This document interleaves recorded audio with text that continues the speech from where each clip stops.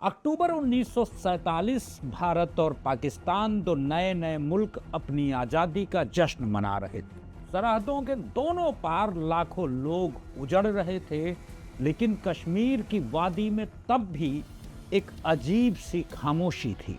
महाराजा हरि सिंह अपने सपनों में खोए थे, सपना एक आजाद संप्रभु कश्मीर का सपना जो एशिया का स्विट्जरलैंड कहलाएगा।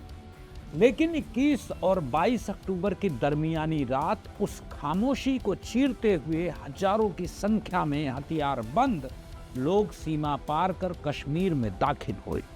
उन्हें कबायली लड़ाके यानी ट्राइबल रेडर्स कहा गया कि वे अपने मुसलमान भाइयों को डोगरा शासन के जुल्म से आज़ाद करवाने के लिए आए। लेकिन यह आधा सच था, इतना आधा कि वो इतिहास का सबसे बड़ा झूठ बन गया। यह कोई अचानक भड़का हुआ विद्रोह नहीं था, यह एक सोची समझी साजिश थी, एक धोखा था जिसे पाकिस्तान के कायदे आजम मोहम्मद अली जिन्ना ने खुद हरी झंडी दिखाई थी। इस साजिश का एक कोड नेम था, कोड नेम ऑपरेशन गुलमर्ग। यह कहानी है जन्नत पर हुए उस पहले हमले की जिसने कश्मीर की तकदीर को हमेशा हमेशा के लिए खून से लिख दिया। साजिश के किरदार में थे जिन्ना, ब्रिटिश अफसर और उनका पवित्र युद्ध का मुखौटा। अगस्त 1947 जिन्ना को यह स्पष्ट हो चुका था कि महाराजा हरि सिंह पाकिस्तान में शामिल कभी नहीं होंगे। उन्हें डर था कि कश्मीर भारत के हाथ में चला जाएगा। सीधी सैन्य कार्रवाई करना खतरनाक था क्योंकि इससे भारत को सीधे युद्ध का बहाना मिल जाता। इसलिए एक गुप्त योजना बनाई गई। इस योजना के मुख्य वास्तुकार थे मेजर जनरल अकबर खान, जो बाद में पाकिस्तानी सेना के एक बड़े अधिकारी बनते हैं। उन्होंने अपनी किताब रेडर्स इन कश्मीर में इस साजिश का पूरा कच्चा चिट्ठा खोला है। योजना यह थी कि पाकिस्तानी सेना की सीधी भागीदारी को छुपाया जाएगा और हमले को एक कबायली विद्रोह का रूप दिया जाएगा। प्लान के मुताबिक हजारों पश्तून कबायलियों को जिहाद और लूट के माल का लालच देकर इकट्ठा किया गया। उन्हें हथियार और गाड़ियां किसने दी? पाकिस्तानी सेना ने। उन्हें ट्रेनिंग किसने दी? पाकिस्तानी सेना के अधिकारियों ने। और इस पूरी योजना की निगरानी कौन कर रहा था? तो जवाब है प्रधानमंत्री लियाकत अली खान और मोहम्मद अली जिन्ना खुद। लेकिन इस साजिश में एक और किरदार था जो पर्दे के पीछे से खेल रहा था, वो था ब्रिटेन। उस समय पाकिस्तानी सेना के कई वरिष्ठ अधिकारी ब्रिटिश थे, जिसमें सेना प्रमुख जनरल फ्रैंक मैसर्वी भी शामिल थे। क्या उन्हें इस हमले की भनक नहीं थी? इकबाल चंद्र मल्होत्रा और मारूफ रजा अपनी किताब कश्मीर अनटोल्ड स्टोरी में तर्क देते हुए लिखते हैं कि यह बिल्कुल असंभव है। उन्हें सब कुछ पता था। कई ब्रिटिश अधिकारियों ने या तो आंखें मूंद ली थी या फिर वे चुपचाप इस योजना में मदद कर रहे थे। उनका मकसद था कश्मीर को पाकिस्तान के पाले में धकेलना, ताकि शीत युद्ध में सोवियत संघ के खिलाफ पाकिस्तान को एक मजबूत सैन्य सहयोगी बनाया जा सके। यह ब्रिटेन का एक क्लासिक डबल गेम था, दुनिया के सामने शांति की अपील करना और पर्दे के पीछे साजिश को हवा देना। अब बात करते हैं बारामूला के कत्लेआम, जब जन्नत जहन्नुम बन गई। 22 अक्टूबर को जब हमला शुरू हुआ तो महाराजा की छोटी और बिखरी हुई स्टेट फोर्स इस विशाल और क्रूर हमले के लिए बिल्कुल तैयार नहीं। मुजफ्फराबाद और डोमेल में तैनात स्टेट फोर्स के मुस्लिम सैनिकों ने बगावत कर दी और हमलावरों से जा मिलते हैं। रास्ते में इसके बाद जो भी आया उसे या तो काट दिया गया, महिलाओं का बलात्कार किया गया और बच्चों और बुजुर्गों को खाइयों में धकेल दिया गया या फिर उन्हें भी काट दिया गया। इस जिहाद का असली चेहरा दुनिया ने बारामूला में देखा, जब 26 अक्टूबर को हमलावर बारामूला पहुंचते हैं। ये कश्मीर का एक खुशहाल, पढ़ा लिखा और व्यापारिक शहर था। हिंदू, मुस्लिम, सिख सब यहाँ मिलकर रहते थे। कबायलियों ने इस शहर में 3 दिन तक बलात्कार और कत्लेआम का ऐसा तांडव मचाया जिसकी मिसाल शायद दुनिया के इतिहास में कहीं नहीं। माई फ्रोजन टर्बुलेंस इन कश्मीर में जगमोहन लिखते हैं, उन्होंने सेंट जोसेफ कॉन्वेंट पर हमला किया, यूरोपीय नर्सों के साथ बलात्कार किया गया और उन्हें मार डाला गया। अस्पताल में मरीजों को गोलियों से भून दिया गया। उन्होंने यह भी नहीं देखा कि कौन हिंदू है और कौन मुसलमान। उनकी नज़र सिर्फ सोने, चांदी और औरतों पर थी। बारामूला की सड़कों पर लाशों के ढेर लग चुके थे। एक अनुमान के मुताबिक उस समय बारामूला की आबादी तकरीबन 14,000 के आसपास थी और जब ये हमला समाप्त होता है तो महज कुछ हजार लोग ही जिंदा और घायल बचते हैं।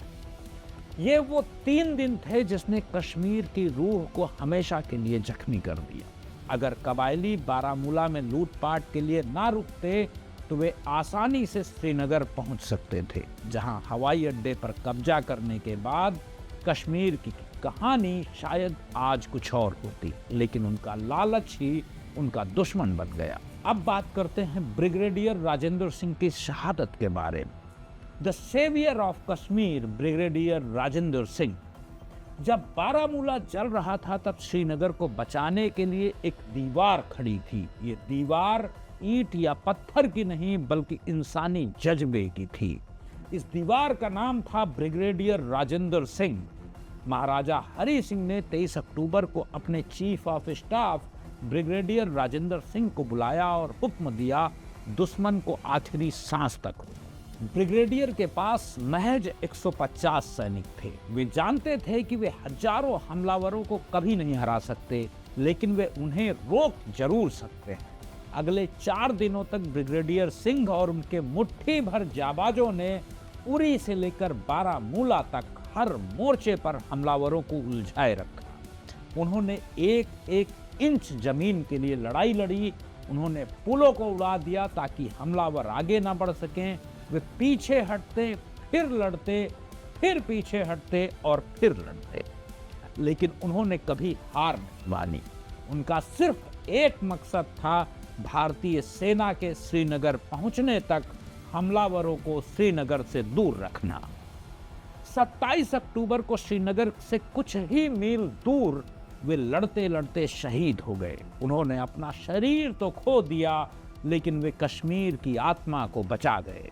उन्हीं के बलिदान से मिले उन 4 क्रूशियल दिनों की वजह से भारत को विलय पत्र पर हस्ताक्षर करवाने और अपनी सेना को कश्मीर में उतारने के लिए मौका मिल गया। इसीलिए ब्रिगेडियर राजेंद्र सिंह को मरणोपरांत महावीर चक्र से सम्मानित किया गया और आज भी उन्हें कश्मीर का रक्षक या द सेवियर ऑफ कश्मीर कहा जाता है। अब बात करते हैं विलय और भारतीय सेना के आगमन की। बारामूला के कत्लेआम ने महाराजा हरि सिंह की आजाद कश्मीर की उम्मीदों को चकनाचूर कर दिया। 24 अक्टूबर को उन्होंने भारत से सैन्य मदद की गुहार लगाई। भारत ने स्पष्ट कर दिया कि सेना तभी भेजी जाएगी जब कश्मीर कानूनी रूप से भारत का हिस्सा बनेगा। और 26 अक्टूबर 1947 को जम्मू में महाराजा हरि सिंह ने विलय पत्र यानी इंस्ट्रूमेंट ऑफ एसेसिएशन पर हस्ताक्षर कर दिए। यह वही दस्तावेज था जिस पर 500 से ज्यादा दूसरी देसी रियासतों ने भी हस्ताक्षर किए थे। यह कानूनी तौर पर अंतिम और बाध्यकारी था। जिस वक्त ब्रिगेडियर राजेंद्र सिंह अपनी आखिरी सांस ले रहे थे, ठीक उसी वक्त 27 अक्टूबर की सुबह भारतीय सेना के सिख रेजिमेंट की पहली बटालियन श्रीनगर के हवाई अड्डे पर उतरती है। उन्हें नहीं पता था कि दुश्मन कितना करीब है। वे सीधे मौत के मुंह में उतर रहे थे। आने वाले हफ्तों में भारतीय सेना ने कबायलियों को खदेड़ना शुरू किया। उन्होंने बड़गाम की लड़ाई लड़ी, सैलतांग में दुश्मन को रांधा और बारामूला को आज़ाद करवाया। यह एक ऐसी लड़ाई थी जिसने न सिर्फ कश्मीर को बचाया बल्कि एक नए राष्ट्र के नए चरित्र को भी परिभाषित किया। ऑपरेशन गुलमर्ग नाकाम हो गया, लेकिन ये कश्मीर की रूह पर एक ऐसा जख्म छोड़ गया जो आज तक कभी भर नहीं पाया। ये हमला सिर्फ जमीन पर कब्जा करने की कोशिश नहीं थी, ये कश्मीर की बहुलतावादी संस्कृति को नष्ट करने की साजिश थी। ये कहानी हमें याद दिलाती है कि जब भी जिहाद का मुखौटा पहनकर लालच और नफरत सरहद पार करती है तो सबसे पहले इंसानियत ही काटी जाती है और इंसानियत ही हारती है।